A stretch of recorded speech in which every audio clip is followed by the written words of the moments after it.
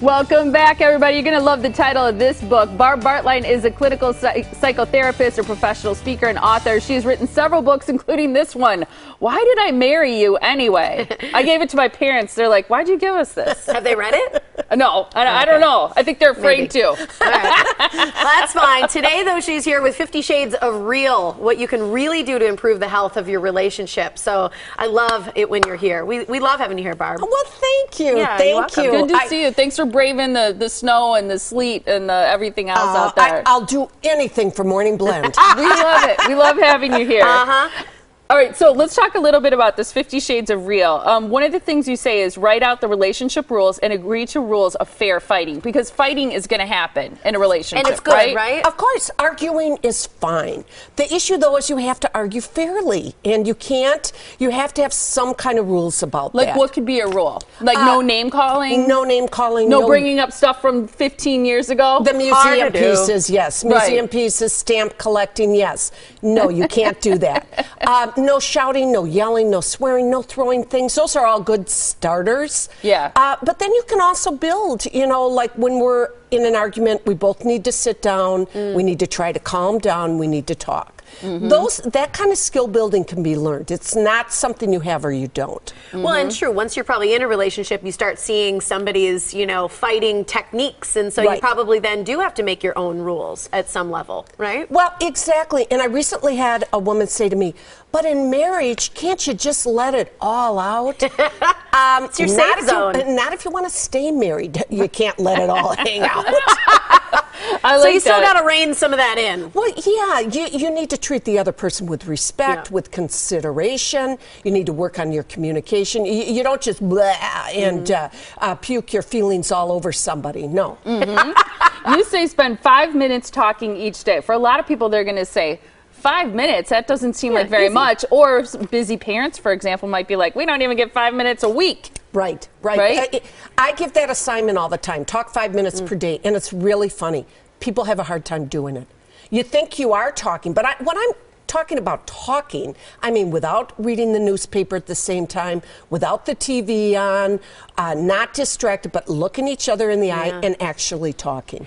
It's funny that you say that. I'm reading the book right now, The 5 Love Languages. Yes. And that's one of the things they talk about. If one of your love languages is quality conversation, that you have to put down the newspaper, you have to turn the TV off, you have to leave the cell phone aside, and like you said, really engage and be present to the 5-minute conversation. And just those 5 minutes can make that big of a difference then, if that's how someone expresses, or needs the love expressed to them. Exactly. And, go to a restaurant and look around at the couples.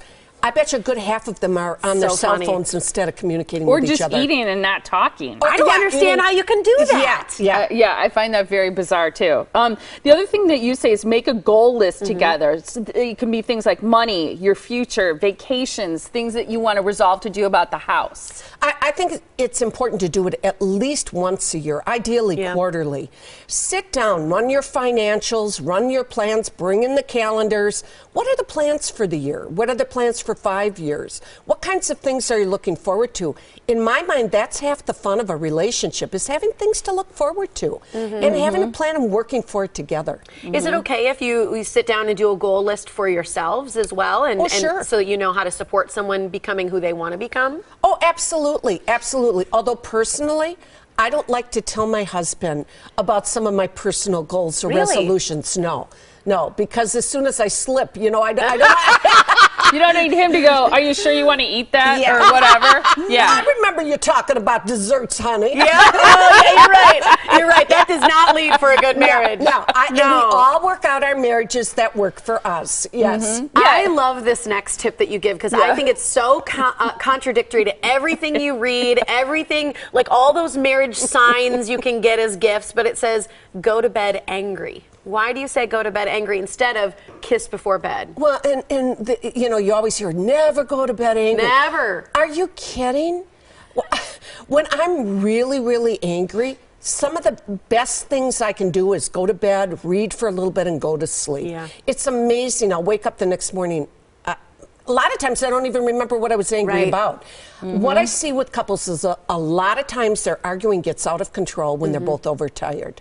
They're overtired, they've had a long week, they're frustrated with each other. Go take a warm bath, go to bed, see what matters in the morning. I love that because you feel a lot of pressure to resolve it so that you don't bring it into the next day. But you're saying a lot of it may resolve itself just by sleeping. Getting some rest. Get some rest, clear get your a break head. from it, clear your head. Of course, that all changes if you have a bad dream about that person, and then you wake up even madder. But let's, I'm telling you, a lot of times it works. I like this last one. Do one nice thing each day for the other person. And these are probably just little things, right? Like scrape off their car if That's a it was big snowing or something like that. That's a really big thing. Which, by the way, that is a big thing. my husband did that this morning. No way. He went and scraped off the car, and then he went and got me a Starbucks because he knew I had to get up early.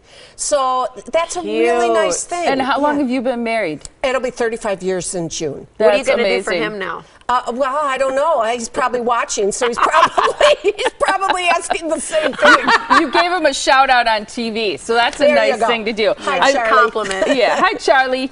So you have this. How is the health of your relationship? This is a free quiz that people can take online if they visit your website, thepeoplepro.com. There are only 17 questions. Things like, for example, I understand my partner's philosophies about life.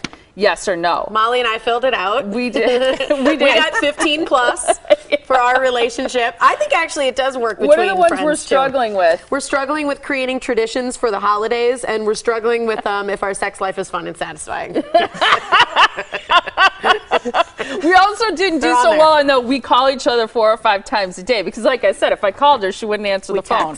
So we text. All right, but it's good. You can take this free quiz about your relationship by visiting thepeoplepro.com. We always love seeing Barb Bartlein and get all of her expert advice. Do it with your friends too. It's fun. Yeah, it is. It's hilarious. Great to see you. Thank you, Barb. Love it.